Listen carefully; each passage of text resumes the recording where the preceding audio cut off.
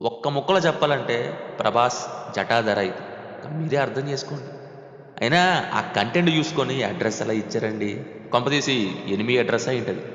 ముందొచ్చిన teaser and trailer చూసి వీళ్ళు అస్సాంకి డైరెక్ట్ టికెట్ కొనుక్కున్నట్టున్నారనిపిస్తే, మొన్న సెకండ్ ట్రైలర్ చూసి సరే ఓకే అనుకుంటే, ఆ తర్వాత ఇంటర్వ్యూస్ చూస్తుంటే అర్థమైంది. బయలుదేరండి మీదే ఆలస్యం. ఎక్కడో కొడుతుంది సీనా. అబే కొట్టే ప్రోగ్రాం లేదు నేతాజీజీ, మీరు బయలుదేరండి చెప్తాను. ఇదేంటి నీట్‌గా 'ప్రభాస్' మీదకి, మిగతా వాళ్ళ మీదకి గెంటేస్తున్నారు 'మ్యావరిక్ మారుతి' అని. అప్పుడు నాకేమనిపించిందంటే ऑलरेडी हमने बोल दिया, ऑलरेडी caution किया ये फिल्म में है सब. ఎగ్జాక్ట్‌గా ఇదే వచ్చింది మైండ్‌లో. నిజంగా ఈళ్ళు తీసే వీళ్ళు ఫిల్మ్ మేకర్స్ కాదండి. Scam makers. ఇది 'రాజా సాబ్' కాదు, ఇది 'రాజా స్కామ్'. సాదా సీదా స్కామ్ కూడా కాదు. పెద్ద స్కామే. సినిమా డైరెక్టర్ అక్కర్లేదు.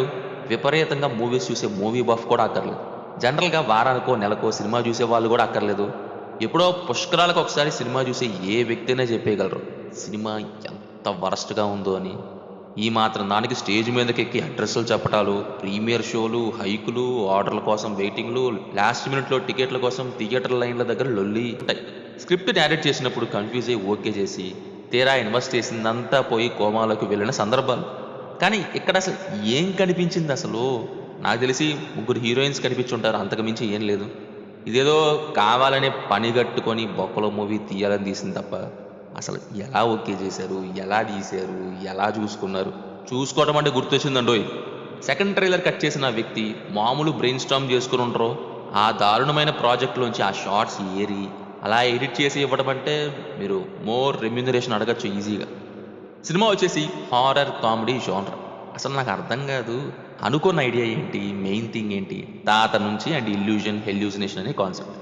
అది వదిలేసి ఎంతసేపు హీరోయిన్స్ దగ్గరికి వెళ్ళిపోతారేంటండి? నాకు ఏవేవో తీయాలనిపిస్తుంది, కానీ కుదరక హీరోయిన్స్ని పెట్టి లాగిన్ చేసే అంటారు. మళ్ళీ రెండో చరణం అంటారు, రెండో చరణం second half full cringe stuff ఉంది. ఆ బొక్కలో కామెడీ ఏంటో, ఆ ఇల్యూజన్ సీన్స్ ఏంటో, ఆ బంగ్లాలో అయ్యో బాబోయ్. ఫస్ట్ హాఫ్ చూసి టార్చర్ స్పెల్లింగ్ రాపించారుగా అని అనుకుంటే, సెకండ్ హాఫ్ రక్తం వచ్చేలా డబల్ టార్చర్ అంటే ఏంటో రాపించింది. మేము వెళ్ళిపోతాం. ఇదేదో అవుద్దని అన్నిసార్లు అడిగారు, ఎక్కడికి వెళ్తున్నాం అని.